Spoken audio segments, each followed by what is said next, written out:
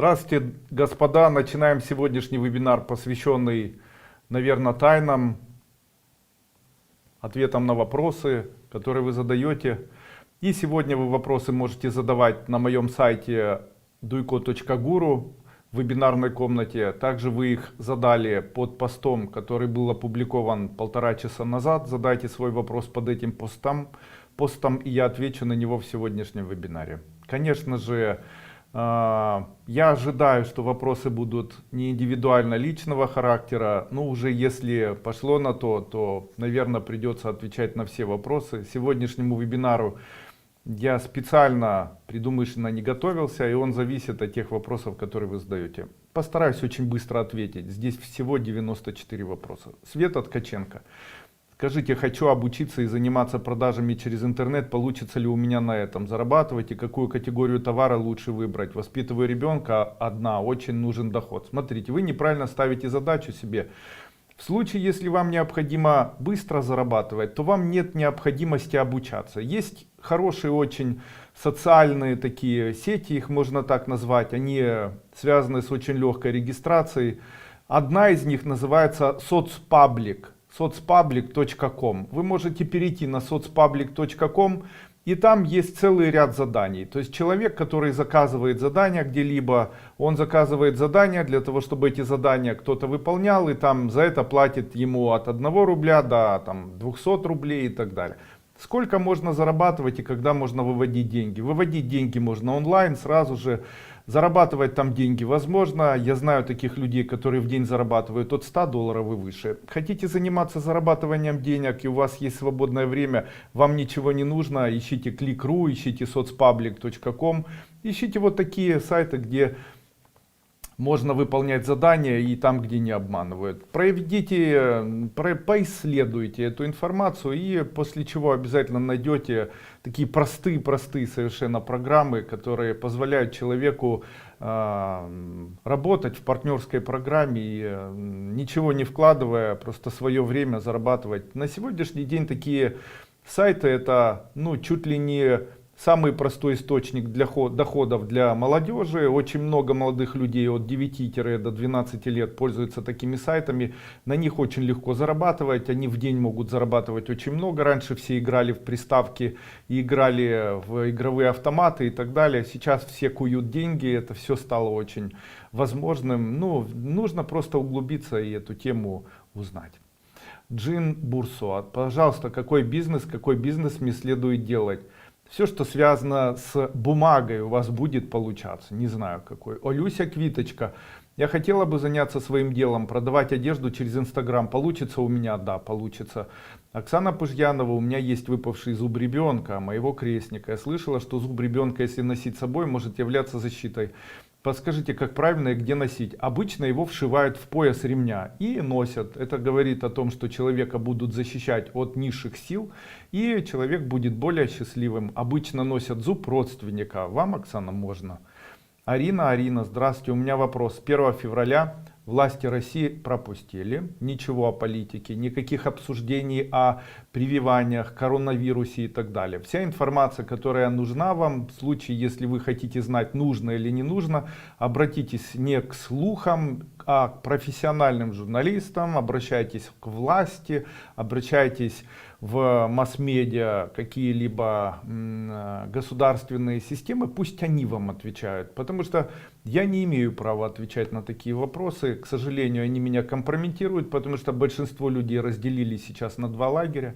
То есть одни люди за, другие люди против. Если я за тех, кто за, то буду против тех, кто против. Если я за тех, кто против, то буду против тех, кто за. И так далее. Послушайте, давайте меня не компрометировать вот такими вопросами. Считаю, что это очень несправедливо по отношению ко мне. Вот наверняка. Оксана Шуткова. У меня долгий ковид уже 1,5 года, симптомы не уходят, жизнь превратилась в фильм ужасов. Пройдет ли это когда-то? Да. Чем можно себя поддержать? Хочу вам напомнить, один из самых лучших способов улучшить свою иммунную систему и убрать у себя последствия перенесенного заболевания, это активное дыхание, которое необходимо делать следующим образом. Выполняется это стоя, называется дыхание по Патрулу Далкару. То есть выбираете себе 1 минутку, становитесь стоя, начинаете активно дышать. как бы немножко приседая, но не отрывая при этом носочки. Посмотрите СНГ с Андреем Дуйко или посмотрите бесплатное СНГ с Андреем Дуйко. Там я очень подробно описываю сам метод данного дыхания. Его выполнять очень несложно. Считаю его очень уникальным. Также может помочь метод, который я называю «тянись, иди, беги, дыши». Или «трясись, беги, иди, дыши». Это метод тоже, который разработан мной фактически, называется Тибет. Так и вбивайте в интернете метод дыхания Дуйко Тибет. Как Тибет, только с буквой Д. «Трясись, иди, беги, дыши». Этот метод позволяет тоже очень улучшить состояние при перенесенном заболевании. Вот можете первый метод применять там 2 раза утром, второй метод с активным дыханием 2 раза вечером. Плохо вам, болит, выпили противовоспалительный препарат, после чего выделили себе время, 1 минутка, начинайте короткий промежуток и каждый день заставляйте себе делать именно это. Кашляете, прокашляете, сопливите, просопливите, плохо вам, проплохо. Смело делайте это, никогда ничего плохого не сделает вам и, в общем-то, улучшит ваше общее состояние. Вот очень рекомендую. Как только у меня появляются какие-либо недомогания, которые связаны с тем, что я плохо начинаю себя чувствовать, появляется головокружение, тошнота, кашель, появляются первые признаки вируса, в носу там начинает воспаляться или где-либо еще. Первое, что я начинаю делать ежедневно, а то 2, 3 или даже 4 и 5 раз на протяжении дня выделяю время от 1 минуты до 5 минут и произвожу вот эти циклы быстрого дыхания. Это залог великолепного здоровья и быстрейшего выздоровления. Если начинаю заболевать и чувствую недомогание, конечно же, как бы не было плохо, какая бы ни была температура, сбиваю ибупрофеном, нурофеном, панадолом, после чего принимаю противовоспалительное, там, Мовалис, диклофенак какой-нибудь нестероидный, и после чего жду, когда температура спадет, когда голова перестает болеть, встаю и начинаю активно дышать. Обычно этого хватает для того, чтобы за 1-2 дня очень быстро выйти из этих состояний. Надавливаю себе точку активации иммунитета, центр груди,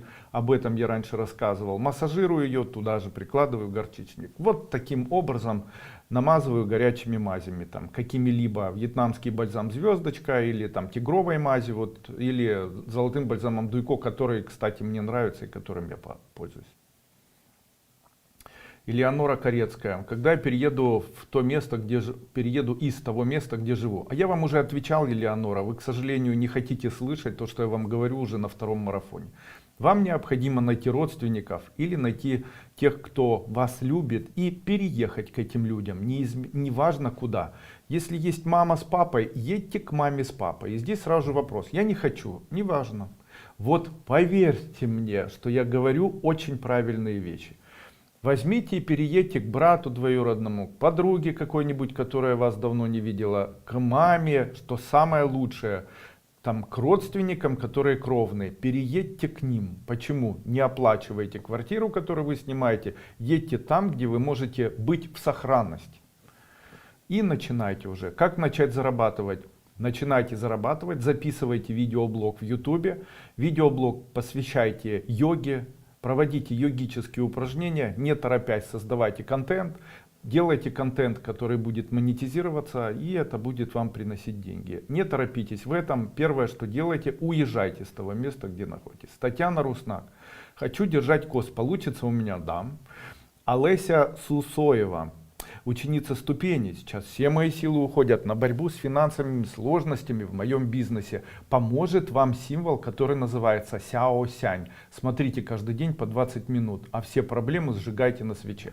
Но каждый день приходят негативные новости, и ситуация усугубляется. Вопрос, получится ли у меня решить мои проблемы? Нет, скорее всего, ваш бизнес тонет, и вам придется его похоронить. Почему я это говорю? Я был в вашей ситуации. Однажды, когда я начал заниматься бизнесом, то я сделал так. У меня были партнеры, я разошелся с партнерами и начал открывать магазины. Один из самых удачных магазинов начал приносить мне очень большую прибыль, и я решил, что я могу опереться на этот магазин и развивать этот бизнес. Почему?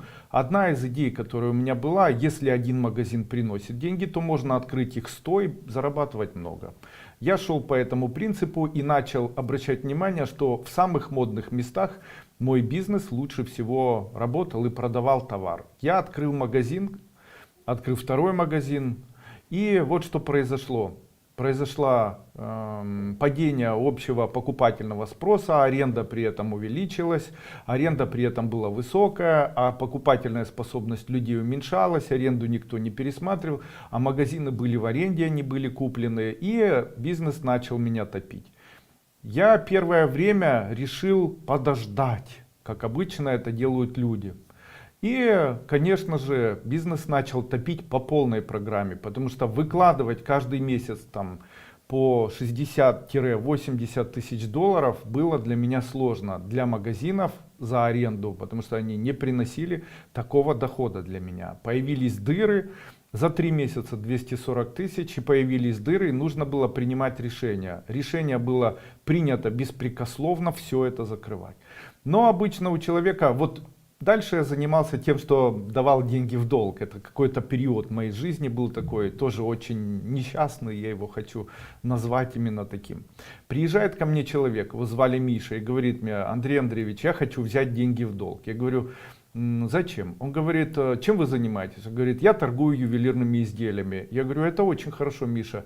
И зачем вам или для чего вам необходимы деньги? Он говорит: я возьму деньги, и на эти деньги я куплю ювелирные изделия. Я говорю: ну а разве сейчас то, что вы продаете, вам недостаточно? Он говорит: нет. Дело в том, что сейчас плохо продается. И мне этого хватает лишь только для того, чтобы оплатить аренду. Но на Новый год и на 8 марта я продам много. И я бы хотел на это потратить эти взятые деньги. Я ему говорю: Миша, вам придется стоять 360 дней.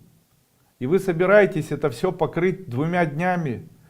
Не морочьте мне голову, не сыпьте соль на руны и не говорите на таро. Не сыпьте соль на руны, все это известно уже давно. Делать такую глупость я вам не позволю. И после чего, конечно же, никакие деньги Миша не получил. Ни от кого. Почему? Потому что все умеют думать о том, что есть объективное просто топление себя и есть объективное непонимание. Вот с девочками было, им бесплатно дали возможность постоять. Они заняли товар. После чего у них начали отбирать товар. Они за этот товар должны были... Я этим людям говорю: скажите там, где вы снимаете помещение, что вы выплачивать ничего не будете. Товар отдайте тем, кому вы должны деньги. На этом расходитесь. Они говорят: так нельзя, у нас со всеми договор, мы всем пообещали. Я говорю: вам повезло, вы девочки, вам не придется ничем отвечать. Скажите: ничего нет, всем до свидания, вот отдаем. Потому что вы для себя сейчас создаете такую вот систему, в которой вы тонете. А так уж система устроена, что когда человек тонет, то обычно появляются вокруг него те люди, которые топят его быстрее. Так уж все устроено. Чего не хватает человеку, чтобы объективно увидеть это все? Человеку необходимо отдохнуть от этого. Как отдохнуть? Закрыть все к чертовой матери. Не убегать, а начать говорить правду. Говорить: да, у меня бизнес не получился. А вам будут говорить: когда ты отдашь деньги? Вы будете говорить: я их отдам, когда у меня появится новый бизнес. Вам будут говорить: когда он у вас появится? Вы будете говорить: вот когда появится, я обещаю вам первому сообщить об этом. Человек вам будет говорить: мы вас посадим, расстреляем и так далее. Вы должны говорить: хорошо. Если я таким образом отдам долг, то я согласна. Но в случае, если вы подождете до того момента, когда я начну по чуть-чуть раскручивать свой бизнес, и у меня будет получаться со временем какой-нибудь, который я придумаю, то я обещаю спустя 5 лет, 10 лет вернуть вам все до последней копеечки. И это 100% работает. Главное потом ставить задачи, отдать все-таки. После чего необходимо отдохнуть, дождаться времени, когда придут умные мысли. Они могут прийти только когда человек успокоится. Не заморачиваться на деньгах, поехать к родителям, погулять по лесу, поиграть в снежки. И вот в апреле месяце уже начинать думать о новом бизнесе. А этот, к сожалению, рассчитываться, отдавать, решать вопросы. Не бойтесь этого. Дело в том, что человек, который бизнес тонет, он думает, что он может спасти, он принесет прибыль. Это борьба с собственным эгоизмом. Единственный вариант — это утопить, всем все отдать, долги на себя взять и после этого медленно и сложно разговаривать, отдавать. Главное — говорить правду. Это единственный вариант, среди которого других альтернативных вариантов нет. Правда, я вам говорю. Явгород, Ибрагимова. Спасибо, пожалуйста. У меня вопрос, но если ответите, буду рада. Мы с мужем, его бригада, ведем ремонтные работы в большом цеху. Владелец тянет время, ищет время, к чему придраться и не платить. Уже конец работ. Стоит ли ждать денег? Да, он отдаст деньги, но не все. Негодяй. Но ничего страшного. Надо было договор подписывать в начале, что по заключению работ вы должны рассчитаться полной стоимостью. Ученица первой обновленной ступени, посоветуйте, можно ли защитить машину от аварий, полиции и подобных неприятностей. Если вы хотите, чтобы машину вашу не украли, если вы хотите, чтобы полиция не останавливала, там где сиденье водителя, положите трезубец или положите трезубец, или положите вилку вниз тремя зубцами. В случае, если вы продаете машину, смотрите, вот так машина никому не нужна. Ни бандитам, ни милиции, никому. В случае, если вот так поставите, то всем будет нужна и милиции, и бандитам, и всем остальным. Так машина становится, если вилка вверх, видимой, так машина становится невидимой. Вот так от всех защитите. Вот так все будут иметь к ней дело. Также есть на моем сайте специальный символ, который называется тарантул. Можно его найти, и я там объясняю, как его нанести. Также есть символы всевозможные для защиты автомобиля. Их можно приобрести на моем сайте duiko.market и расположить их в машине. Надежда Мурша. Здравствуйте, Андрей Андреевич. Где будет моя работа? Видно, не в той сфере работаю. Что будет с моим старшим сыном Виталием? Ну что ж, вы решили меня использовать уже в своих сугубо личных интересах. Я понял. Марина Доброронова. Подскажите, пожалуйста, как реагировать пожилой человек, почти 90 лет, постоянно обижается на то, что она сама себе надумала? Ну да, я вас понимаю. Делаем скидку на ее возраст, ее всегда поддерживаем. Что еще нужно сделать в данной ситуации? Данная ситуация, она связана с тем, что у человека со временем и с возрастом могут развиваться психические заболевания. Вы же не забывайте, что такой человек обязательно смотрит информацию, которая исключительно может быть направлена на усугубление его нервного состояния. И такой человек со временем перестает нормально спать, укорачивается сон, появляется депрессия. Из-за того, что человеку плохо, может быть плохо из-за каких-либо гормональных отклонений, может быть плохо из-за эндокринологических, из-за каких угодно иммунных, кровеносных, может у человека подниматься давление, и человек сам себя накручивает. Когда сам себя накручивает, это называется, придумывает и потом считает, что это правда, это называется невроз. И вот такой невроз, его необходимо лечить. Каким образом? Самый простой способ — это использование для всей семьи магния, потому что обычно таким вот бабушкам не хватает магния. И второе, самое нужное, самое великолепное средство, которое просто необходимо использовать, особенно в ночное время, это настой валерьяны. Используйте или давайте бабушке настойку валерьяны на ночь. После того, когда бабушка ложится спать, говорите: бабушка, выпей столовую ложку валерьяны с водичкой. И всем давайте эту валерьяну. Пусть и муж ваш пьет, и вы, и всем будет лучше.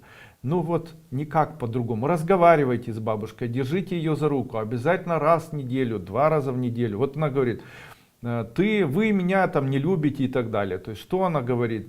Я требую любви. То есть нужно сказать: бабушка, мы тебя любим, бабушка, мы хорошо к тебе относимся, вот докажите, подарок вот тебе купили, халатик для тебя купили, вот тебе купили тапочки по дому ходить, вот пальтишко новое, теплое покупайте, бабушки любят все теплое. Наталья Руд.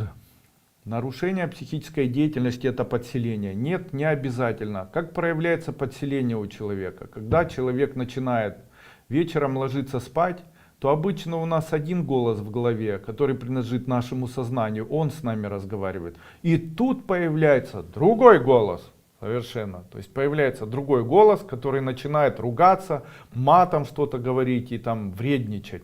Вот этот другой голос есть подселение. Как с ним справиться? Нужно сказать: да пошел ты, и при этом представить, что вы его матом ругаете и выбрасываете из себя. Так происходит избавление или самопроведенный обряд антиэкзорцизма или избавления себя от подселения вот таким образом. Ну вот так. Наталья Петровская. Спасибо вам за ваши труды. Подскажите, пожалуйста, на службе плохой коллектив. Как вести себя с нехорошими людьми? Стараюсь игнорировать, не идти на провокации. Бывает, не получается. Нужно ли себя оградить? Самый простой способ избавиться от любых провокаций — это безразличие, игнорирование.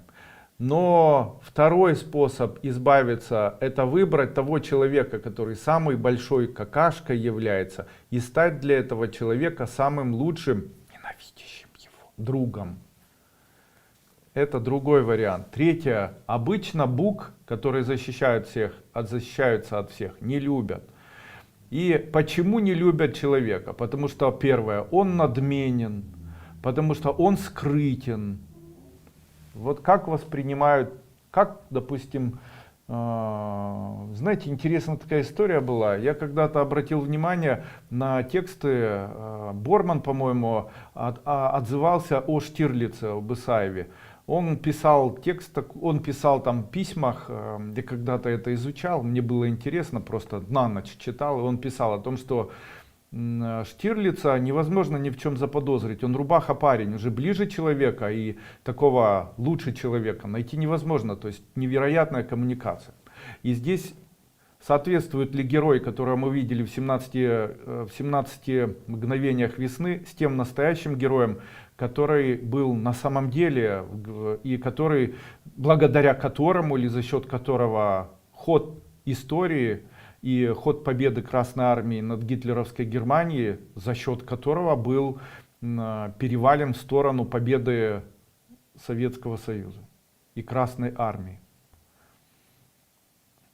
Если посмотреть на лицо этого человека, то оказывается, что самый настоящий Штирлиц или Исаев имел лицо, похожее на коня. Также имел лопоухие уши, также у него лицо было прямо типичного рязанского добродушного парня, у которого немного ума, но который может быть таким вот ярким исполнителем. Обычно, когда человек приходит куда-нибудь на работу, то обычно он делает такое лицо. Это лицо может быть, допустим, заносчивое, или гордое, или подозрительное. Сам человек не коммуникабельный, ни с кем не разговаривает, не вступает. Что создает такой образ человека? Какой образ он создает на окружающих людей? Он создает образ человека, которого можно бояться. А как обычно, когда боятся человека, что делают? Начинают вытеснять его за счет сплетен. Еще второе, не соответствует по критериям. Допустим, все тетки старые, а вы молодая. Конечно же, вы будете какашкой. Почему? Завидуют вашей молодости, завидуют то, что вы быстрее, боятся потерять место и так далее. Что необходимо сделать? Стать подругой самой вредной, самой старой там колошки. Ну и вот таким образом. А вообще я хочу вам сказать, у меня никогда не было видимых недругов. А хотя мне приходилось работать всегда в больших коллективах. И сейчас я вот вспомнил такую историю. Однажды, когда я обучался в техникуме учился тоже. Однажды, когда я обучался в техникуме, у меня были ребята, которые вместе со мной были. И на последнем курсе этого техникума психолог провел исследования, и в этих исследованиях был лишь один вопрос: с кем вы пойдете в разведку и кого вы возьмете в разведку? И все абсолютно, 95% написали, что они пойдут со мной. Почему? Есть три особенности, о которых говорил Дейл Карнеги. Особенности коммуникации человека. Первое: будь добрым. То есть в случае, если человек начинает с тобой общаться, никогда в жизни не угрожай, а всегда улыбайся. Пусть человек видит в тебе видит человека добродушного и доброго, приятного, хорошего собеседника. То есть однозначно человека, от которого ждать опасности не стоит. Второе: никому никогда, даже в шутку, не подкалывай и не угрожай. Третья особенность коммуникации — это улыбка. Будь улыбчивым человеком. Я всегда улыбаюсь. Я улыбаюсь, когда я вижу какого-либо человека. Это меня обучил этому Дейл Карнеги. Я хочу сказать, что это правильно, потому что улыбка располагает. Когда человек улыбается, в нем видят доброго человека. Есть такой текст, который называется «Искусство войны». Там написано: никогда не угрожай другому человеку, потому что твои угрозы — это фактически объявление войны, и это заставит тебя в дальнейшем совершать действия. Второе: когда ведешь войну, делай это так, чтобы никто не знал, что ты ее ведешь. Вот там есть много таких очень полезных нюансов. То есть вы собираетесь вести войну с этими людьми. Если вы собираетесь вести войну, вам надо защита. Если вы не собираетесь, хочу сказать, что ведение войны — это очень дорого. Не ведение войны — это недорого. Игнорирование — это самый дешевый процесс. Но вам не нужно игнорировать, вам нужно найти коммуникацию. Начните улыбаться не ехидно, начните смеяться. Если кто-то кого-то заклевывает, говорите: а вот вы представляете, там, я знаю еще вот это. Ну, как бы подыгрывайте. Ну, вот где-то так. Плохих людей не бывает на самом деле. Николай Кравчуновский. Есть люди заблуждающиеся, плохих людей не бывает. Я хочу поделиться, что со мной произошло после СНГ. Вы проводили во вторник место заседания РТ. Утром проснулся лежа на спине, хотя не сплю на спине, и вижу свое тело так, как плоский экран желтого цвета. Ощущение такое, как будто тебя ночью утюжили утюгом. И вот третий день, апатия, ничего не хочется делать. Нет, но апатия только сейчас началась. Апатия может быть связана с приближением Венеры. В этом году Венера очень близко приближается к Земле. Также это может быть связано с планетарными изменениями. Сейчас, я насколько знаю, мы проживаем время между затмением лунным и затмением солнечным. В этом году ближе всего к человеку, к планете Земля приблизится Венера. Ну и много таких вот есть нюансов. Закрываются программы для эзотерика. Перед Новым годом обычно мы себя можем плохо ощущать, потому что программы годовые закрываются. Ну и много всего. Если вы думаете, что это прямо какое-то поразительно что-то произошло такое, то я хочу вам сказать: ничего какого-то поразительного такого действия, которое могло бы быть только на вас. И только, вот смотрите, если бы это работало максимально плохо, то все бы мне пожаловались и уже где-то на форуме бы обсуждали. Но обычно вот такое происходит, когда человек хочет свои какие-либо проблемы переложить на мои плечи. То есть обычно это выглядит так: человек, имеющий психическое заболевание или имеющий болезнь какую-либо, начинает думать так: надо же, я скажу Дуйко, что после его семинара, вебинара или еще чего-то со мной это произошло, как бы схитрю, а он пускай меня потом лечит. И это же является не очень корректным по отношению ко мне, правильно? В целом, я не первый раз провожу такие обряды. В целом, такие обряды работают очень мягко, по сглаженной форме, не могут приводить человека ни к цветовым или визуальным галлюцинациям, о которых вы описываете, ни к каким-то другим визуальным визуализациям, которые вы говорите. Почему? У здорового человека это не возникает. То есть человек должен предварительно быть либо употребляющим алкоголь, наркотики, либо имеющий проблемы со сном, здоровьем, неврологическими и психическими заболеваниями. Поэтому в случае, если это у вас видение, и они у вас не первый раз, если вы спите сейчас и днем, и ночью, это говорит о том, что у вас восстанавливается психическая деятельность. Поэтому не переживайте, все придет в норму. Все хорошо. Сейчас все спят. Перед Новым годом ретроградные эти периоды, и очень много людей сейчас хотят все время спать. 24 часа в сутки. Это тоже правильно. Ольга Дубровина. Прошло 12 дней после обряда. Да что ж такое? После этого обряда эти дни были сложными. Очень хочется понять, как изменится моя судьба. После этого обряда у всех изменится судьба в лучшую сторону. Татьяна Шлома, подскажите, пожалуйста, спросить, когда же я встречу свою половинку? А если я вам скажу, что вы не встретите вашу половину, это вас расстроит? Обычно это тоже компрометирующие вопросы. Скажите мне вот в следующий раз, когда я вижу, что женщина не может встретиться и жить с другим мужчиной, что она будет вечно встречаться вот так, гоп-стопом, там, ну год жить или два, скажите, я должен об этом говорить или нет? Мне просто очень интересно это знать. Хотите быстрее встретить, рисуйте. Наталья Викторовна, подскажите, 9 декабря нас отстраняют от работы. Кто не сделал модную процедуру? Пропускаю. Как эзотерически сделать так, чтобы выиграть в конкурсе? Представляйте сзади своей головы нимб и при этом произносите на вдохе нам, а на выдохе тха. Или просто на вдохе и на выдохе нам то или нам. Вот.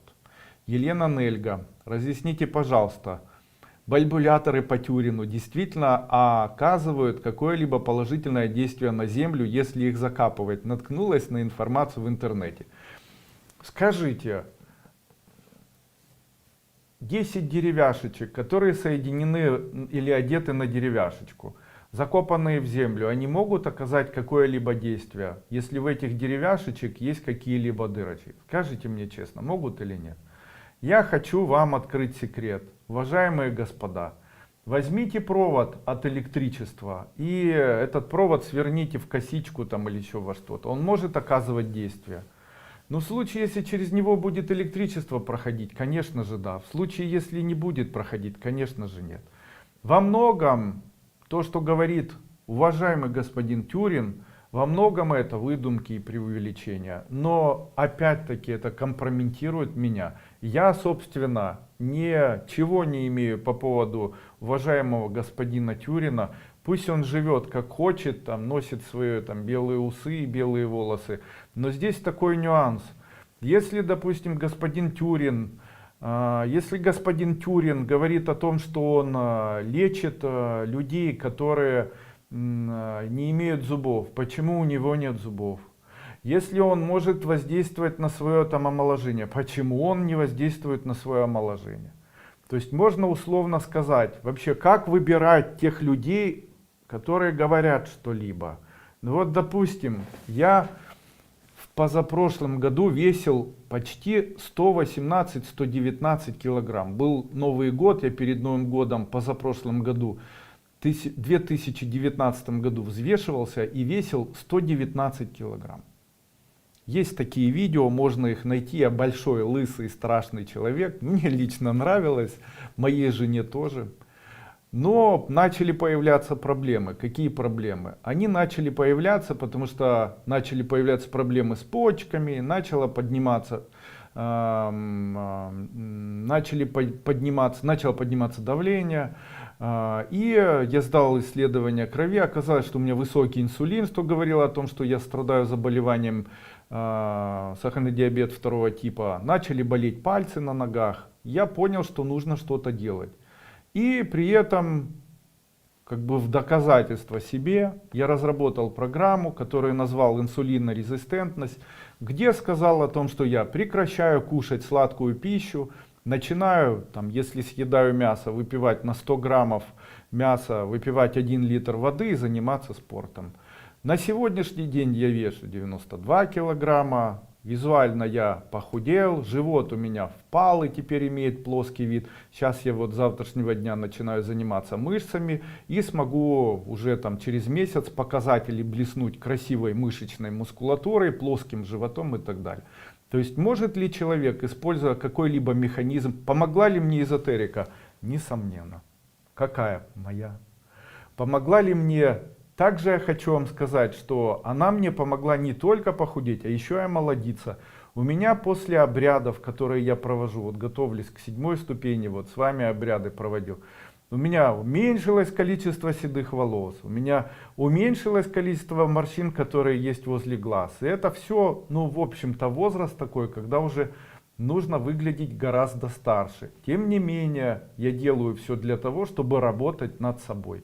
И знаю, как в дальнейшем и какие могут быть программы для того, чтобы убирать морщины, для того, чтобы правильно росли волосы, для того, чтобы хорошо формировались ногти, чтобы глюкоза не поднималась и так далее. И они отчасти не только специфические, там, эзотерические, они еще и физические. То есть я активно дышу, я занимаюсь эзотерическими практиками, динамическими, дыхательными, там, занимаюсь спортом, но не безумно, а по чуть-чуть.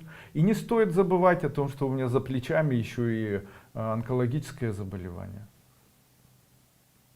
Поэтому, когда вы выбираете кого-либо, посмотрите, мне очень смешно слушать выводы тех людей, которые говорят о том, что я ориентирован на деньги. Ну давайте вспомним, чему я обучаю. Если определить, чем же я занимаюсь и почему ко мне идут люди, то я обычно говорю следующие слова. В своей эзотерической школе я занимаюсь вот чем. По моему мнению, человек может прийти к Богу. Каким образом он может прийти к Богу? Человек может прийти к Богу через познание жизни. Ведь если так разобраться, то Бог создал тот мир, в котором мы проживаем.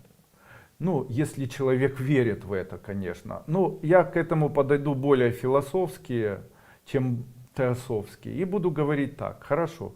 Бог создал тот мир, в котором мы сейчас находимся, или в котором мы сейчас живем. Тогда вопрос. Зачем мы живем? Что хочет от нас Бог? Можем ли мы соединиться с Богом? Каким образом это может произойти? Как, в общем-то, развивалась моя мысль? Она у меня развивалась следующим образом. Первое. Если Бог создал этот мир, то тогда, имея силу разрушить этот мир, почему Он это не сделал? То есть какая его была мотивация? И тут сразу же такой вот ответ. В случае, если существо, которое может создать такой мир, создать мир, в котором все именно таким образом состоит, как состоит, то тогда два варианта. Первый, он мог бы разрушить, если бы ему это не нравилось. Но он это не разрушает, потому что ему это нравится. Ну, с этим мы согласны. То есть, если Богу бы не нравилось, он бы это разрушил. Ну а раз он это не разрушает, значит ему это нравится. Правильно? Тогда скажите, почему существует этот мир? Потому что он нравится Богу. Тогда какая основная задача Бога? Основная задача Бога — получать от того, что Он создал, радость или счастье. То есть зачем Он создал мир, в котором так все устроено? Для того, чтобы получать от этого радость. А если человек, как пишется в древних книгах, создан по образу и подобию Божьему, то тогда он что должен делать и к чему стремиться?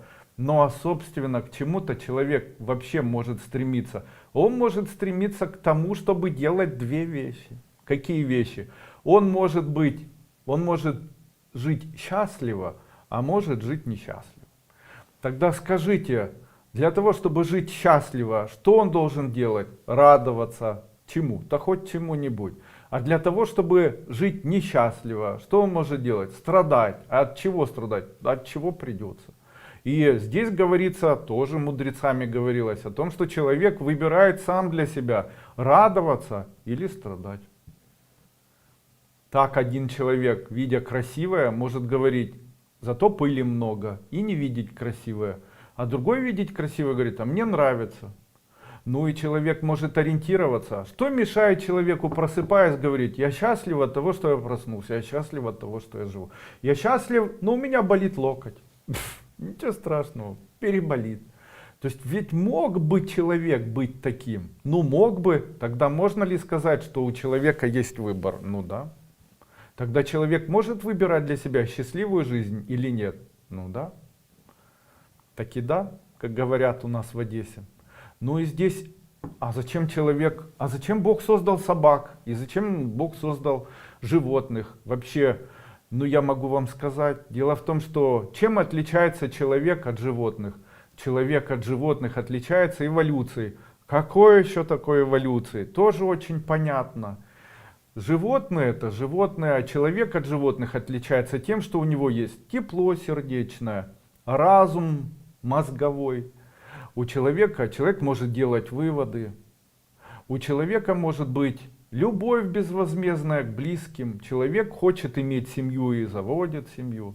Человек может быть верным, некоторые животные тоже, но у них это рефлекс. А человек может быть осознанно верным.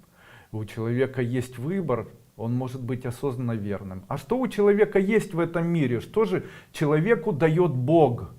А человеку Бог дает тело. Тогда человек может испытывать радость от того, что у него есть тело, испытывать счастье от того, что у него есть тело. А что еще есть у человека? Человек может зарабатывать деньги. Но тогда человек для того, чтобы зарабатывать деньги, он может испытывать, быть счастливым от того, что он их зарабатывает.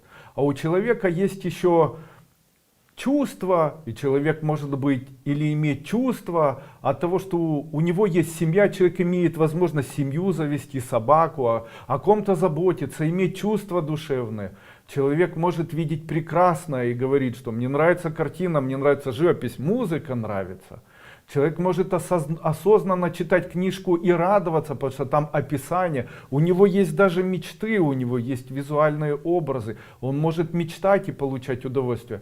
И если разделить, то у человека 6 элементов, с помощью которых он может получать от той жизни, которую создал Бог для человека, состояние счастья. Он может получать счастье от тела, счастье от семьи, счастье от чувств, что рядом с ним семья находится, счастье от зарабатывания денег, счастье от того, что он заботится о ком-то, о том, что он мечтает или думает о чем-то, счастье от того, что он может заботиться о ком-то, заботиться о стране, о семье. Ну и, по моему мнению, это является элементом, который может соединить человека и Бога, таким образом создав все для себя. Создав прекрасное тело, создав прекрасные возможности, создав прекрасные отношения, создав прекрасные чувства, создав прекрасное сознание, создав в себе доброту, получая от жизни радость и получая от жизни, воспринимая жизнь как бесконечное счастье, воспринимая это таким образом, начиная далеко и быстро, используя мои эзотерические практики, человек прокладывает мост между собой и Богом, который он может возбудить за счет поднятия энергии кундалини. Таким образом, человек может познать, живя на этой земле, что же это такое быть в объединении с божественной энергией. Вот, собственно, этому я и обучаю. И после этого сказать: Дуйко хорошо выглядит, негодяй. А разве может быть по-другому? А Дуйко богатый. Ну так разве это может быть по-другому, если я создаю курсы, которые называются «Как стать богатым человеком». Там Sunshine Kokon. Помните, я когда-то давал такой семинар и говорил, что если человек представляет в себе мои символы, то хочет или не хочет, он будет богатым человеком. А вот зря вы не представляли. А ведь если бы это вы начали делать год назад, то сейчас бы вы уже пожинали хорошие плоды. Обычно человек не хочет этого. Далее, найти любимого человеком, любимую мужчину или женщину. А нужно пройти семинар, который называется «Быстрое замужество», часть 2. Там я рассказываю о о чувствах душевных, к которым стремятся мужчины и женщины. Возбуждая в себе это, можно привлечь и мужчину, и женщину. Увеличить сознание, ну там все это есть, понимаете. Можно ли не используя это? Ну да. Каким образом? Вы понимаете, к этому можно идти всю свою жизнь и не прийти. Но есть же люди, которые уже этого достигли. Вот я смотрю вновь на этих людей, которые там преподают что-то. Что они преподают? Они либо запугивают, либо навязывают какие-либо идеи. Это выглядит иногда так. Нет, не нужно этого делать, но нужно. Но не нужно, но нужно. Ну как это может быть? Больше конкретики, знаете. Или только я могу говорить это, только у меня самое лучшее. Не надо только у тебя, только у меня. Одень на себя дорогой костюм, похудей на 25 килограмм, имей хорошие зубы и здоровье, не имей черные вот такие круги над глазами. Там тетенька одна, она постоянно пишет глупости, там жирный Дуйко, пишет о том, какой Дуйко там прямо за ней наблюдает. Я хочу ей сказать, что это у нее мания величия. Зачем она мне нужна? У меня на 20 каналах происходит зарабатывание денег. У меня в школе происходит зарабатывание денег. У меня при продаже БАДов, которые я делаю на своем заводе, происходит зарабатывание денег. Помимо этого у меня есть социальная сеть, на которой я тоже зарабатываю. Называется впотоке.ком. Также у меня есть дополнительные доходы в моей жизни, которые позволяют мне жить на сегодняшний день безбедно. Какие еще письма я получаю? Есть интересные письма, я о них тоже расскажу. 2 раза в месяц я обязательно получаю письма. Они выглядят где-то следующим образом. Сейчас я попробую открыть. И даже где-то кусочек зачитать. Ну вот одно из писем таких, вот я его прочитаю, не буду говорить фамилию, это не имеет значения. Сейчас. Андрей Андреевич, я написала, чтобы вы прочитали, такие сны у меня редко и всегда важные, образные. Таких писем, хочу сказать, я получаю 2, 3, даже 4. То есть появляются обязательно люди, это происходит 10 лет подряд. То есть обязательно 10 лет подряд 3 раза в неделю или 4 раза в неделю, 2, бывает иногда ни одного, но часто. Я даже могу их, если вы мне не верите, все собрать и опубликовать в виде такой книжечки. Когда мне люди шлют предупредительные письма о том, что я попаду в аварию, о том, что там что-то будет. Ну вот очередное сегодня я получил. Видела вашу территорию огорожена похожим на забор из кирпичей. На него со всех сторон прыгают черти, которые маскируются под косы козлов. Внутри страшные до ужаса. Вы их не видите, смотрят щели, высматривают. Я звоню вам испуганно, называю вас другим именем. Я вижу, имя называю. Вы поблагодарили, а спустя приезжайте ко мне в гости с Соней, своей командой. Оказывается, очень вас предупредили, хотите отблагодарить. Ночуете с женой в моей спальне. Утром зовете, показываете, как в окно влетает пуля. И если буду спать на кровати, в меня попадет. Несколько раз повторяете, 7, 8, 9 декабря. Потом ваша команда и вы сидим за столом, показываете меня, что в этом вопросе, не помню какой, ей можно верить. Ну и вот такие письма, это не единственное письмо. Такие письма я получаю стабильно. Там был Николай, который мне когда-то написал, это письмо важнее, и связаться со мной важнее, чем его игнорировать. Тебе это важнее, чем мне. Меня это заинтересовало, я ему звоню, это было 7 лет назад. Он мне говорит, у тебя онкология яичка и предстательной железы. Она у тебя появится уже через год. Я говорю, послушай, Николай, иди ты и дальше нецензурным словом. И он, в общем-то, туда и пошел. Вообще мне как-то на Николаев везет, почему-то они я думаю, что Николаев все это прекрасное имя, но в моей жизни появляющийся почему-то всегда их хочется послать. Что такое с этим именем и моей жизнью? Видимо, на Николая что-то пороблено, как говорят в Украине. Поэтому не пишите мне эти глупости. Я свою жизнь просмотрел до 90 лет. И буду я жить всегда счастливо, и буду жить я всегда со своей Сонькой, и буду я жить всегда со своей Светкой, со своими детками и так далее. И жизнь моя будет бесконечно красива, бесконечно благородна, бесконечно целеустремлена и так далее. Для меня этот год, он решающий и важный. Я об этом говорил на заседании РТ. Я говорил, что когда появится звезда, не стоит ее бояться. Вот она и появилась, Венера. И вот эта Венера, звезда, она светится, будет светить до 7 ступени. Ее кульминация будет в определенный день, когда мы проведем в вебинаре. Во время этой ступени проведем обряд. Этот обряд, который посвящен зарождению великого магнита, о котором писал Нострадамус и так далее. Ну вот где-то так. Ну и конечно же, смотрю я на людей и начинаю обращать внимание вот на что. По моему мнению, человек, который говорит о духовности, он должен чему-то научить другого человека. Чему научить? Ну разве духовность может быть там, где человек говорит, что я не оставляю вам выбора, что важнее и правильнее только у меня? Ну нет, потому что духовность это выбор. Второе, когда человек говорит, допустим, когда человек злой, ненавидит, критикует, ругается, везде пишет, чему он может научить? Ну этому. А если человек больной, он может научить здоровью? Ну как? А если человек плохо относится к другим людям, он может хорошо научить людей относиться хорошо к другим людям? Не может. А если он разделяет людей, он может людей сделать. Что такое духовность? Это все люди объединились. Это все люди объединились вокруг добра.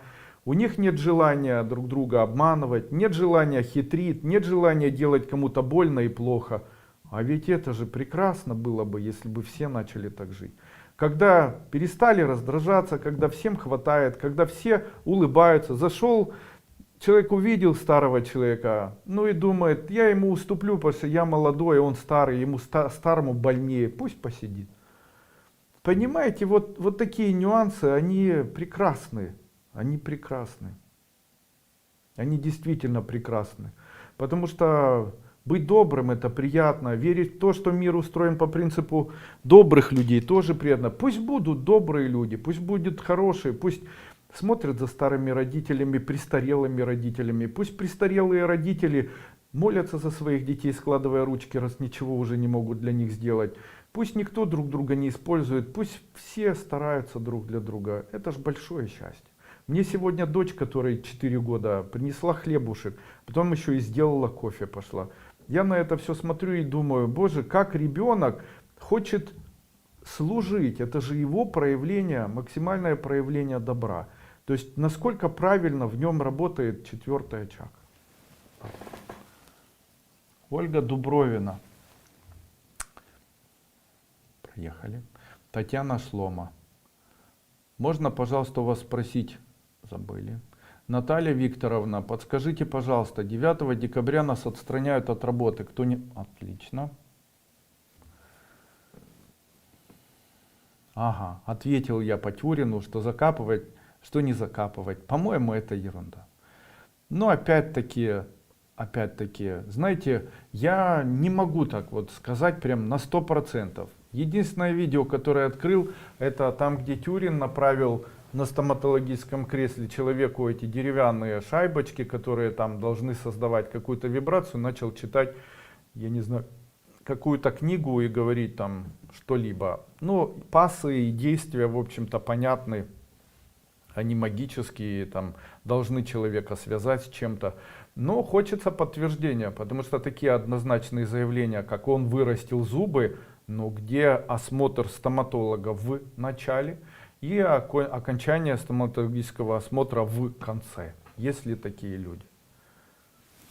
Сразу же хочется сказать, Дуйко, ты что, обалдел? А где же твои? Ты же тоже пишешь о том, что это противоопухолевый шум. И этот противоопухолевый шум работает. Так вот, хочу сказать, что противоопухолевый шум, перед тем, как начал работать, его слушали люди. И были люди, которые имели до и после этого уменьшенные после. Но и чем они лечились дополнительно? Во время того, когда они лечились, они ничего не использовали. Но после того, когда продолжалось это лечение с использованием шумов, с применением препарата, допустим, доксирубицин, то у них уменьшались опухоли в размере и так далее. Здесь же хочется сказать еще и вот о чем. Дело в том, что это волновые акустические влияния. И они влияют на человека, если этот человек слушает и дисциплинирован. Это как пить таблетки. И в случае, если таблетку можно выпить, допустим, и она растворится, или капельницу сделать, и это попадет в кровь, и она будет работать 4-5 часов. Также и с этими шумами. То есть в случае, если у человека опухоль, он должен этот шум слушать. Вот работает доксирубицин с человеческим организмом 4-5-6 часов. Ну и человек должен, к сожалению, слушать такой шум для того, чтобы произошло вот такое влияние на человека 4-5-6 часов. Но человеку неудобно слушать это все, потому что у него есть работа и так далее. С таблеточкой или с уколом, ну или с введением капельным или струйным, но это разница, потому что ты ввел, оно попало в кровь, и в организме само по себе работает. А здесь влияние должно происходить, оно тоже должно быть длительным. Именно поэтому, когда люди пишут, Андрей Андреевич, сколько слушать шум? Ну, хотите изменить свою судьбу, нужно слушать так, чтобы это могло быть существенным и глобальным. То есть это должно быть долго. В случае, если это со здоровьем связано, это должно работать, допустим, 2 часа хотя бы. Это водичку попили, там, моршинскую или там, нафтусю или еще что-то, оно может 2-3 часа с человеком работать. А шум 3 минуты выключили, все, он уже не работает. Надо так слушать, чтобы хотя бы 2 часа. Тогда вот оно начнет работать. Почему я это говорю? Это проверено. Когда болел простудным заболеванием, решил, ничем не буду лечиться, буду слушать только шум. Начал включать шум от корона, который у меня выложен там где-то, и делал так. Утром я его включал, выходил на улицу и гулял там 2-3 часа. После чего снижалась температура, бла-бла-бла-бла-бла-бла. После чего делал то же самое вечером перед самым сном. Включал его на расстоянии в телефоне, оно там трещало, при этом читал книжку. И это без таблеток помогло мне. Опять-таки, никого не хочу компрометировать. Почему? У меня в жизни возникают неприятности, когда я начинаю говорить об этих мною созданных системах влияния. Поэтому извините, друзья мои, если вам помогают методы, которые разработаны, не знаю, по имени отчеству Тюрина, ну пусть тогда они помогают, я не противник. Если они вредят, не используйте. Ирина Кузик, Яковенко. Подскажите, пожалуйста, есть ли эзотерический метод или мантра, которая может сделать правильный выбор? Да, есть на первой ступени бесплатной школы Кайлас, я даю мантру.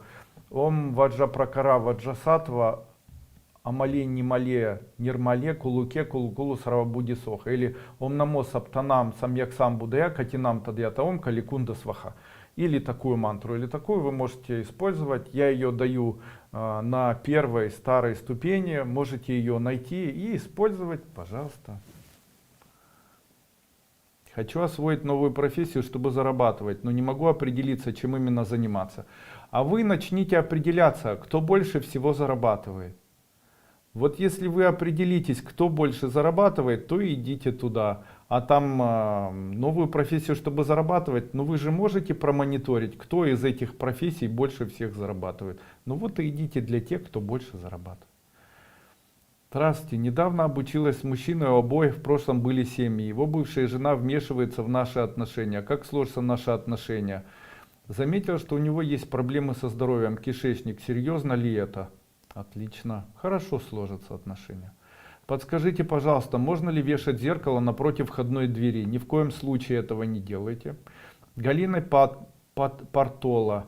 Здравствуйте, подскажите, как эзотерически продать быстро по приличной цене квартиру родственников? Я агент недвижимости.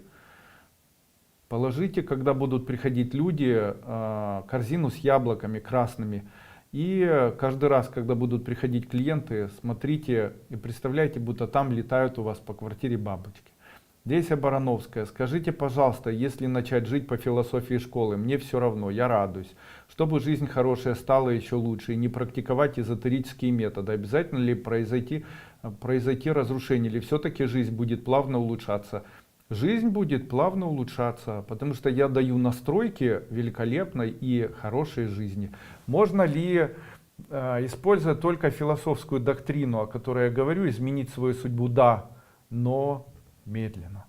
А если использовать вот эти методы, которые я даю? Да, но быстро. То есть у вас есть, допустим, возможность 10-15 лет изменить судьбу, а есть возможность за 1,5 года. Вот за 1,5 года можно изменить, используя методы. В более длинный период не используя методы. Братья Марина. Я ФОП, зарабатываю деньги на услугах. Каждый раз одно и то же. Как только наступает время оплаты заказчиком, деньги приходится вырывать зубами. Оплату жду по несколько месяцев. Живу одна и рассчитывать мне не на кого. Стараюсь жить на позитиве, читаю мантру, что ничего не происходит, что мне нужно посоветовать. Если человек занимается услугами, то одно из самых верных — это заключение договора с штрафными санкциями при неуплате. Только таким образом. Я тоже занимался услугами. Когда человек также в системе услуг существует такое понятие оплачивание половины стоимости услуг или вкладывание денег на депозит. То есть о чем это говорит? То есть когда услуга закончена, то вы имеете право эти деньги получить. Как-то так.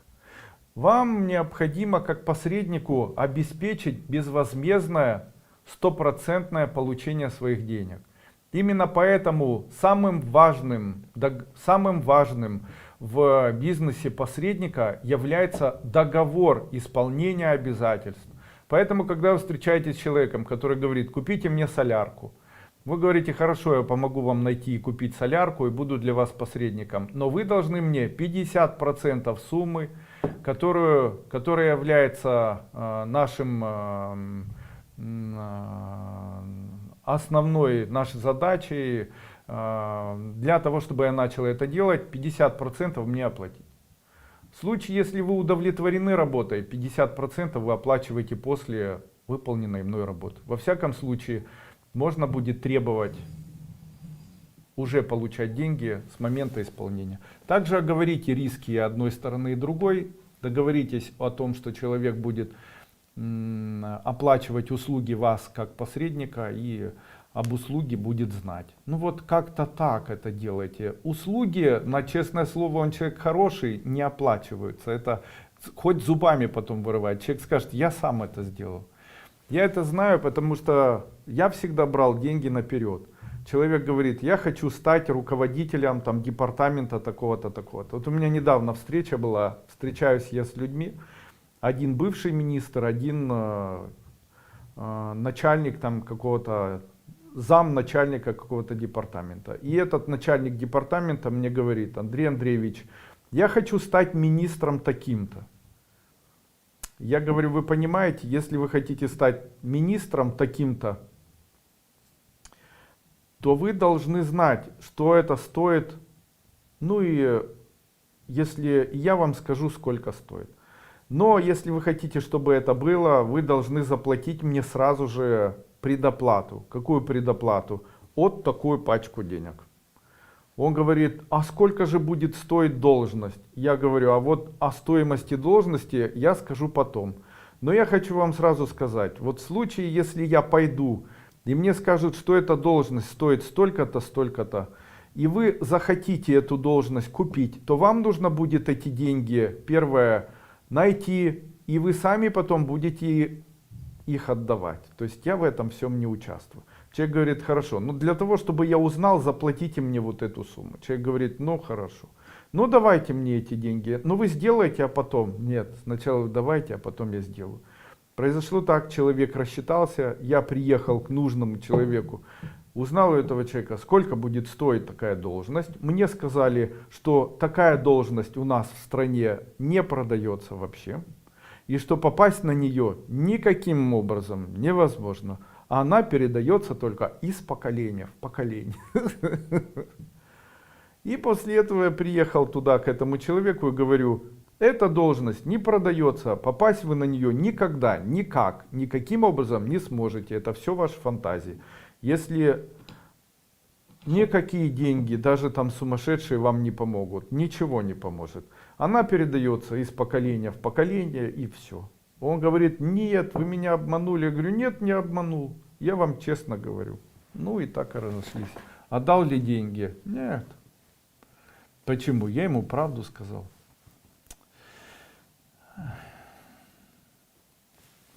Что поможет из ваших... Ну, мне очень странные люди есть такие. Говорит мне человек, Андрей Андреевич, давайте вы меня поставите начальником там каким-то. Я говорю, смотрите, Александр, вот не для того, чтобы... Я делаю что-то одно эзотерическое. То есть делаю одно действие. Одному человеку я, как эзотерик, могу сделать одно действие. Вот у меня клиенты, они меня знают. Человек говорит, я хочу, чтобы меня назначили начальником там отдела. Я говорю, смотрите, там сейчас есть начальник.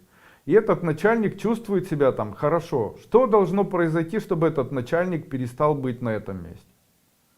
Человек говорит, ну я не знаю, но я хочу на его место. Я ему говорю, смотрите, вы платите мне сначала вот это, и этот начальник уходит с этого места. Договорились? Договорились.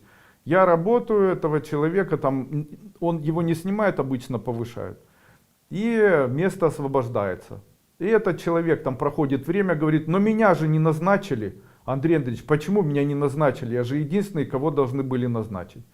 Я говорю, смотрите, Александр, вы мне заплатили за то, чтобы этого человека убрали с этой должности, но вы мне не платили, чтобы я вас туда ставил. Правильно? Правильно. Ну вот. Давайте меня поставим. Смотрите, сейчас там новый человек, да. Вот теперь платите мне за то, чтобы его убрали, я буду работать. А потом за то, чтобы вас поставили. А можно ли сразу? Да, но последовательно, с оплатой за каждую выполненную работу. Ладно, какая разница? Александр Швец. Как вы думаете, моя дочь и сын встретят своих половинок? Да. У ребенка 11 лет проблемы со стулом, это причиняет большие мучения. Мне слезы, спасибо, пожалуйста. За что спасибо? А где вопрос? Наверное, вопрос заключается в том, что у ребенка проблемы со стулом, и нужно что-то с этим делать. Помогут бифидобактерии, помогут Поможет укропная водичка. Разве мало информации, чем полечить ребенка? Ну что ж с вами. Давайте горький сок грейпфрута ребенку. Это в 11 месяцев будет стимулировать выход дефекации. Брать от соседа деньги за собачку? Не брать. Валентина чем шит? Скажите, пожалуйста, если читать мантру заклинания и чем-либо заниматься, не принесет вред? Нет. Можно ли избавиться от головной боли эзотерически? При работе, когда наклоняю голову, зрительная нагрузка, ощущается тяжесть в затылке и висках. Тяжесть в затылке — это высокое внутричерепное давление. Как можно избавиться? Отгибайте ухо и похлопываете себя с одной стороны. Отгибаете ухо и похлопываете себя с другой стороны. Делаете это 5-6 раз в день. Таким образом исчезнет данный синдром. Ольга, ментольной мазью смазываете лоб. Эзотерические. У вас не хватит энергии эзотерически это делать. Белая глина, а также использование смайла или метода улыбка. Первая бесплатная ступень. Ольга Прохорцева. Мы с мужем ученики школы. Ну наконец-то. Подскажите, если можно, когда закончится история с кредитами у старшего сына Александра? Аж через год, в первой половине года. Коллекторы замучили. Помог человеку по доброте душевной, получил благодарность. В виде чужого долга. Соберите деньги, отдайте вместо него долг. Можно купить метасоник наркоману со стажем? Можно, это поможет. Тина Щербина, ну он же его пропьет или продаст. Тина Щербина, пожелать добра, здоровья. Спасибо. На сегодняшний день наркомания — это очень опасно, потому что стоимость наркотиков стала очень доступной. Я думаю, что при таком условии дальнейшего распространения наркотиков, которые мы сейчас видим, наша страна или наши страны постсоветского пространства в самый кратчайший период, я думаю, лет за 10, смогут сократить количество жителей во много раз. Если рассматривать, допустим, эффективность тех политических методов управления страной, которые есть на примере, допустим, Украины, можно сказать, что за 91 сейчас 2021, ну можно сказать, что за 31 год правления данной страной умерло в 81 году был проведен перепись населения, в Украине проживало 65 миллионов населения, а на сегодняшний день проживает около 30, то можно сказать, что за 31 год в этой стране исчезло куда-то 31 миллион населения. Такую же перепись проводили и на территории Российской Федерации. Могу сказать, что там тоже очень уменьшилось количество людей, тоже во много раз. Больше, чем умерло во время Великой Отечественной войны. И тут сразу же стоит вопрос об эффективности, то есть от чего люди уменьшаются. Люди уменьшаются, потому что наркомания, алкоголизм, потому что ухудшается, скорее всего, за счет уменьшения выделения денег, пенсионный возраст, возможно, мало денег на пенсию, у людей нет возможности лечить зубы, у людей нет возможности покупать себе хорошую пищу, нет возможности, ухудшается общая экология, ухудшается общая жизнь, ухудшается качество воды, воздуха и так далее. То есть это то, чем должна заниматься, собственно, власть. То есть в хороших странах увеличивается количество людей, которые рождаются, в плохих странах, ну не в плохих неправильно, а в странах, которые не обращают на людей внимания, уменьшается количество населения. Ну и, конечно же, прогнозировать будущее тоже несложно. Как?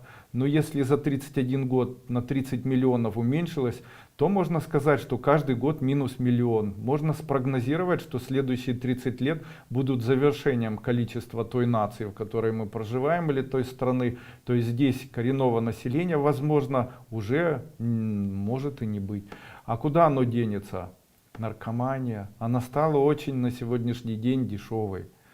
Отсутствие популяризации наркомании, популяризация грибов, то есть считается, что грибы, начните принимать мухоморы, это полезно, только и так далее. Сейчас эта информация очень активна, но ведь мухомор — это галлюциногенный препарат, также токсический препарат, приводит к необратимому разрушению гепатоцитов в печени. Это в дальнейшем приводит к тому, что человек может очень сильно заболеть печенью, а это не лечится потом и так далее. Ну зачем так? Данная информация, она популяризируется, то есть когда Туйко выпустил шум и сказал, он будет лечить, то его закидали подушками.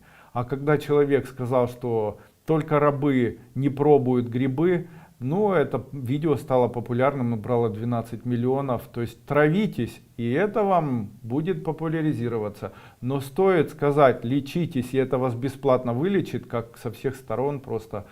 Там чуть не уничтожили и Дуйко, и канал. Еле отплевался. Хорошо, что занимаюсь эзотерикой. Ну и, конечно же, минус в этом всем заключается в том, ну, конечно же, мне понятно, что существуют целые силы, которые наблюдают за тем, чтобы, ну, наверняка уже умерли от низких пенсий, больных зубов, от вирусов, поумирали от этих наркотиков и так далее. То есть никому не интересно. Там, когда говорят, мы там за это, мы за это, я говорю, обращайте внимание не на политиков, не на политические силы, обращайте внимание только на одно. Какую зарплату получают пенсионеры, или какую пенсию получают пенсионеры. Если пенсионеров устраивает пенсия, то тогда пенсионеры могут голосовать еще раз за ту политику или ту политическую силу, которая есть. Если нет, то тогда за другую политическую силу. И самой главной, основной задачей политической силы должно быть, не мы вас там приведем, а какая будет пенсия, вот точная сумма. Тогда вот все пенсионеры пойдут, их все равно большинство ходит. Они самые воспитанные и они больше всех стараются изменить для детей, там, и больше всех мотивированы. Молодежь обычно на выборы не ходит. Людмила Павлова, добрый вечер, у меня лопнул барабанчик. Понятно, что желание не исполнится. Как дальше поступать? Приобрести новый, исполнится желание. Скорее всего, все в порядке. Куль Гайша Тусупаева. Подскажите, пожалуйста, можно эзотерически повлиять на лечение заболевания от аутизма? Ребенок 1,5 года, и лечится ли аутизм? Можно. Для этого поможет вам семинар, который называется «Стать целителем за 3 дня». Это семинар целительства, где я обучаю там 6 занятий, каждое занятие по 3 часа, каким образом можно помочь вот такому ребенку. Там же я рассказываю целым блоком об аутизме. Правда ли, что в доме плохо хранить ракушки? Да. Посоветуйте, как бороться с гормонами с помощью эзотерики. С какими? Вы знаете, бороться с гормонами не нужно, так как L-тироксин помогает нашей щитовидной железы вырабатывать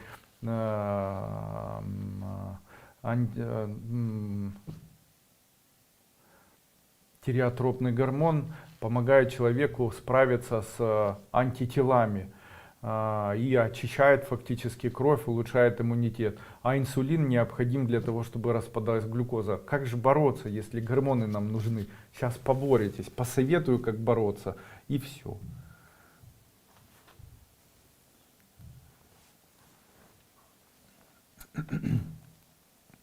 Я ученица обновленной ступени. Моему внуке Ванечке 3,5 года. И он не разговаривает, произносит ли одно слово мама, папа, Вава, Оля, Ваня, Дима. Все понимает, умничка, говорить не может. Гукает на своем языке, как голубь. Я переживаю, не знаю, что делать. Как нам быть, как ему помочь. Может, есть какой-то способ эзотерический. Есть не эзотерический, есть препарат, называется Мнемонорм. Препарат Мнемонорм может помочь ребенку. Вообще я считаю, что есть взаимосвязь. Вы можете об этом найти. Это невролог написала работу такую, и она называется «Взаимосвязь энцефалопатии печени и неусвоения аминокислот печенью с детским аутизмом». И там говорится о том, что неусвоение определенных аминокислот, это аргинина, может приводить в дальнейшем к тому, что у ребенка может формироваться вот такой аутизм.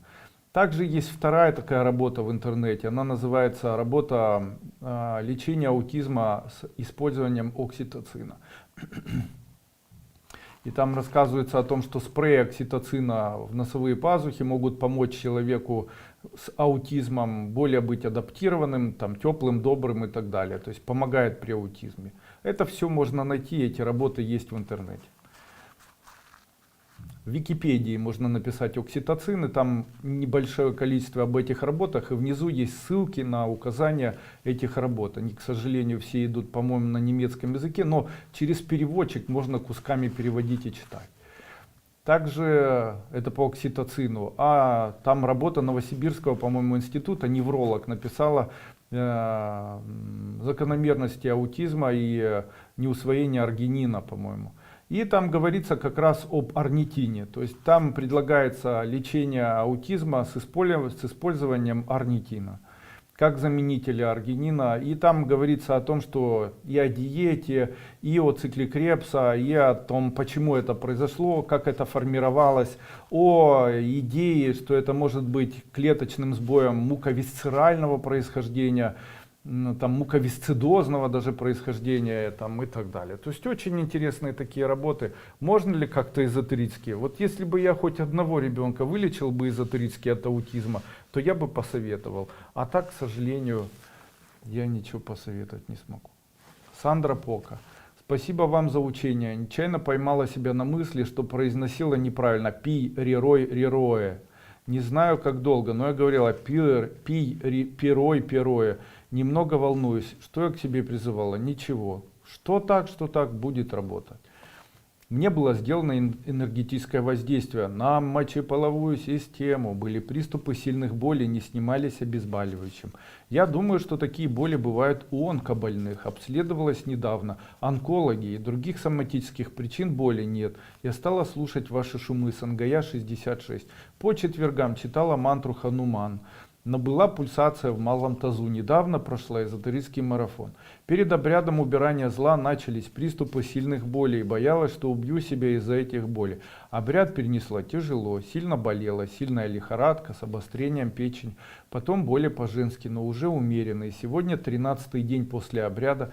Неприятные ощущения сохраняются. Прошу вас посмотреть, очистилась ли я от негатива, который является причиной боли. Что мне делать? Второй вопрос. Хочу сказать вам, что у вас, скорее всего, с правой стороны находится миома, которую должен увидеть гинеколог на УЗИ трансвагинальном. Придите и проведите УЗИ. Пусть посмотрят на вашу миому и пускай вас уже полечат, потому что именно она и создает вот эту проблему, которую вы воспринимаете как порчу из глаз.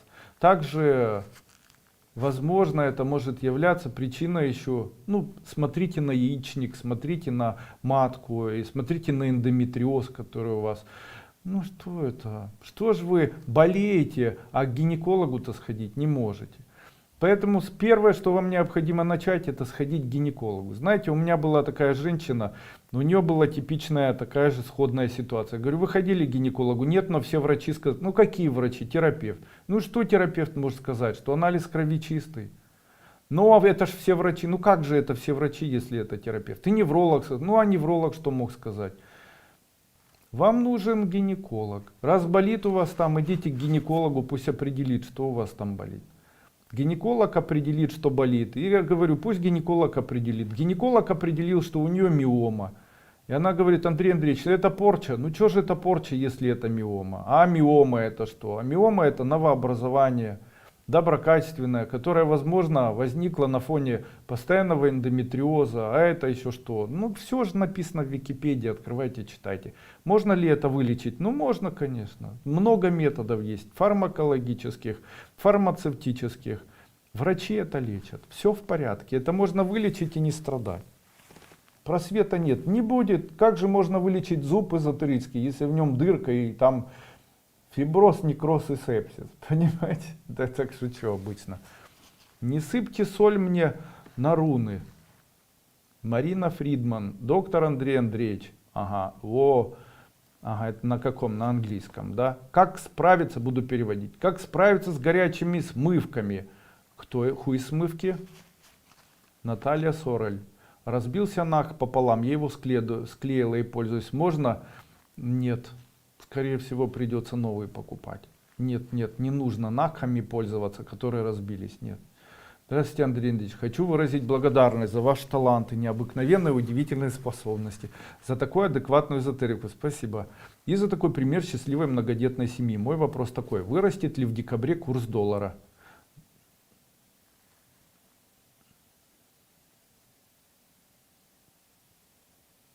Чуть-чуть. А потом январе нет. Январь, февраль.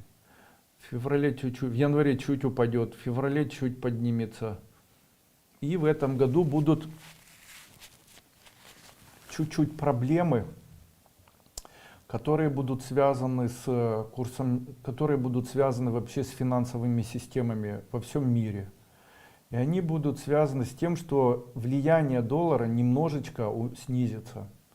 То есть это не будет глобально, но чуть-чуть это снизится. Какие будут неприятности в этом году?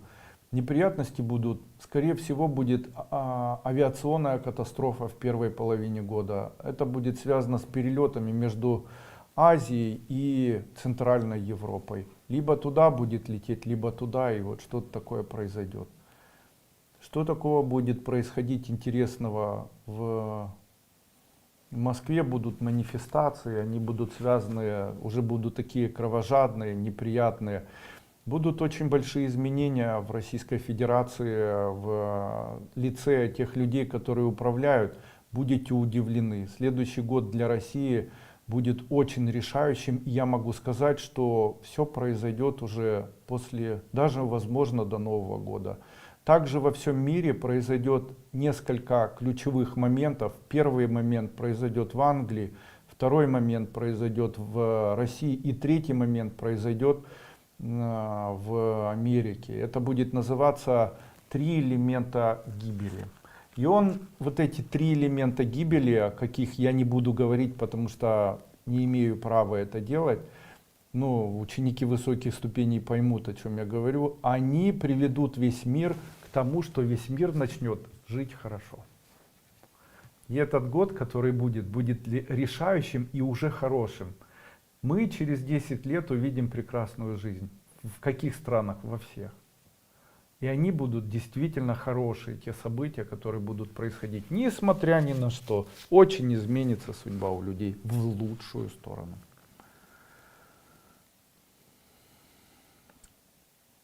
Лариса Шушкова. Сын категорически отказывается заводить какие-либо отношения с женщинами. Смысла в жизни, говорит, не знает. Зачем живет? Ему 26 лет. Если ребенок не знает, в чем смысл жизни, ребенку необходимо давать кальций. Тогда у ребенка появится смысл жизни. Очень давно стать бабушкой. Все будет у вас хорошо. Будет у него зазноба, как зацепит. Все в порядке. Выгоняйте его на улицу, пусть дружит с кем-нибудь. Алла Марченко. Ученица первой ступени. Стоит ли мне уходить со старого места работы на новое? Нет. Работаю в больнице, очень тяжелая атмосфера. До следующего года нет, и весь следующий год нет, а через год можете. Работа 15 лет, работайте 16. Хочу сказать огромное спасибо за подарок 66 на вчерашнем РТЕ, пожалуйста. Добрый вечер, я живу с мужчиной уже 6 лет, а замуж не зовет. Что нужно для этого? Нужно договориться с ним, сказать, не, ну шо ты, давай уже бери меня замуж, сколько ж можно, уже 6 лет, да или нет, или вали. Людмила, скажите, почему мне нравится работать там, где я сейчас работаю, хочу и следующий сезон здесь работать? Потому что нравится. И нашила, почти 2,5 месяца ношу на шее обсидиан черного цвета, долги пока не отдают. Сотрудница, которая отдавала вещи, и завод, на котором я работала в 2019 году. Что делать дальше? Как долго носить обсидиан на шее? Носите, пока не отдадут. Когда начнут отдавать, можете верить, вам отдадут первый. Но для того, чтобы, как сказал один наш прекрасный мэр города Киева, он сказал, для того, чтобы горячую воду подавать в трубы, ее нужно сначала нагреть. Вот. Поэтому для того, чтобы отдавать деньги, нужно сначала, чтобы они появились. А до того момента, пока они не появятся, их вам никто не отдаст. Поэтому ждите, когда они появятся. Как? Ну вот я не знаю. Чтобы вы понимали, и в первом и втором случае вы не единственная, кому они должны. И чтобы вы понимали, в случае, когда начнут отдавать, если такое произойдет, а это непременно произойдет, но не скоро, то вам отдадут первые. Главное об этом не забывайте. Ну и на это не ориентируйтесь. Марина Митина. Янтарный шарик в кулоне из латуни имеет такое же свойство, что и просто шарик из кулона, да. Что же вы пишете на английском? Здравствуйте, Андрей Андреевич.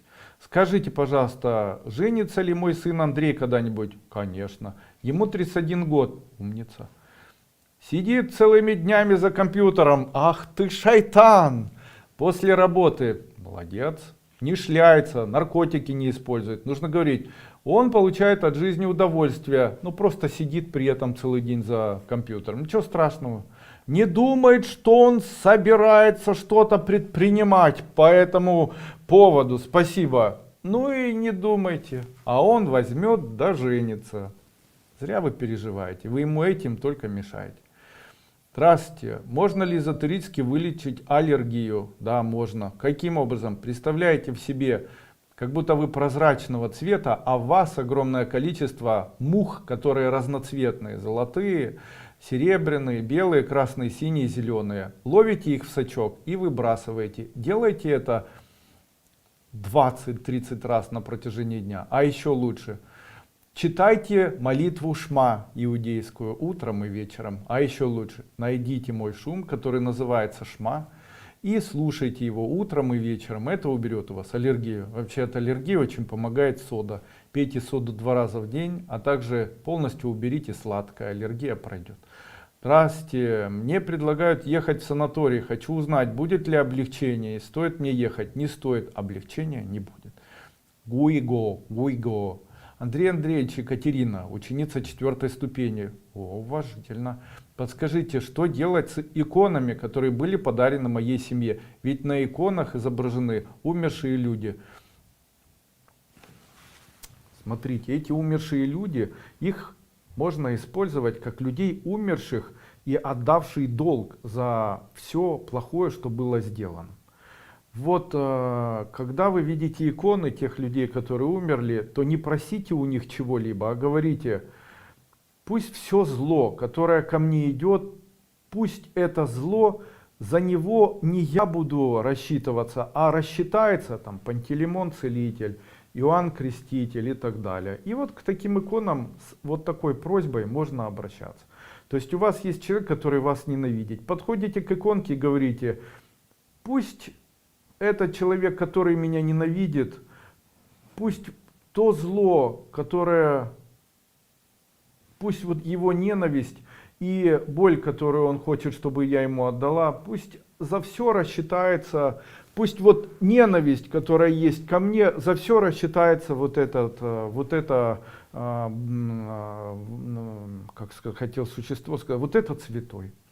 И сказать: святой, рассчитайся за меня вот с этим человеком. Он так хочет моей погибели, так хочет моего несчастья. Пусть он уже наестся этим во веки веков. Аминь. Таня Мазная. Пишу на почту. Не надо выбрасывать иконы. Пусть иконы стоят, это хорошо. Это хорошо. Ничего в этом плохого нет. Не надо их так прямо бояться. У меня есть вопрос, я не могу задать его по-другому. Прошла обряд убирания зла, на OLX прошла продажа. В результате с карты было списано 25 тысяч. Можно узнать, для чего мне это надо и вернутся ли деньги? Вы связаны были с мошенниками, вас обманули мошенники. Причем тут обряд убирания зла? Убирание зла — это обряд, который, может быть, откупились. В случае, если это откуп для хорошей жизни, относитесь к этому как откупу, который даст вашу жизнь, откупу от нищеты. Скажите: все, я откупилась от нищеты, от всех болячек, теперь я буду жить богато. Юрий Сенько, будьте, мой сын Станислав стал всего бояться, соблюдаются панические атаки, трудно дышать, болит в области груди. Да, это все у него полярные состояния. Появился страх в голове, бардак. Он с детства немного мнительный, сейчас все обострилось. Я немного паникую, раньше он таким не был. Прошу помощи, может, какая мантра? Тряв, сык, припутав, кыстеплову. Это мантры, которые необходимо для ребенка читать. Препарат Паставит, Дитарекс, Апсантин. Также можно давать ему на ночь кветерон, а утром кветерон полтаблетки, а утром можно, или сироквель. Можно давать сироквель утром и вечером. По полтаблетки 2 раза в день на протяжении хотя бы 2-3 месяцев. Также убирайте на ночь у него телефон, ноутбук, чтобы он не сидел в телефоне, ноутбуке. Увеличьте количество употребляемой жирной пищи в 2-3 раза, чтобы ел сало, там, знаете, вот такое, поменьше сладкого. Ну что, получился вроде бы у нас хороший вебинар такой, может быть не очень интересный, зато ответы на вопросы.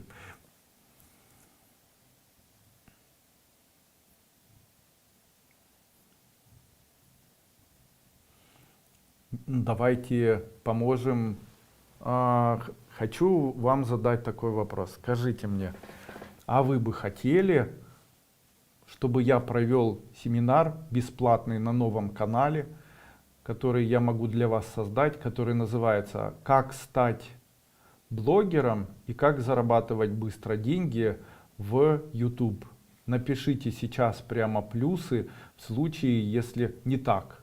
Поставьте свои плюсы или напишите «Да, я хочу» под данным видео. Я посчитаю, если наберется 1000 человек, то я в своей группе приглашу вас или через рассылку приглашу вас поучаствовать вот в таком вебинаре и проведу его совершенно бесплатно. То есть я знаю, каким образом человек может зарабатывать в YouTube. Есть мной придуманные 1000 приемов. В действительности человек может зарабатывать существенные деньги на сегодняшний день, используя систему интернет. Есть другой вариант. Если вас будет 200-300 человек, я запишу видеосеминар и могу данный видеосеминар представить в виде видео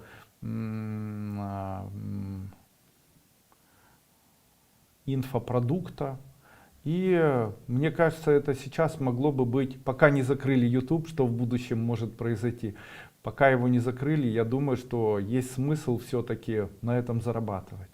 Но от себя хочу добавить, если вы не подписаны на мой канал, но собираетесь в дальнейшем получать информацию, то обязательно не забудьте подписаться на мой канал, Андрей Дуйко официальный канал, поставить колокольчик, потому что таким образом вы будете знать о проведенных мной вебинарах и выходах новых видео лекций. Также обязательно подпишитесь на мой канал, потому что чем больше нас становится, тем счастливее судьба будет у людей, живущих на этой земле. Наша сила в нашем количестве. Именно поэтому давайте объединяться, давайте будем вот такими сумасшедшими, счастливыми, радостными и любвеобильными, добрыми людьми, которые верят в том, что мир, он может быть и жить по принципу счастья, любви, радости. И будем изменять себя, изменять весь мир путем своего персонального подвига. Ну и когда нас становится больше, то мир становится светлее, радостнее. Хватит уже этому миру носиться в темноте, вечно всем недовольным, вечно во всем ищущим подвох. Пусть уже мир плавно перестраивается и становится миром, в котором будет радость, счастье, любовь, уважение.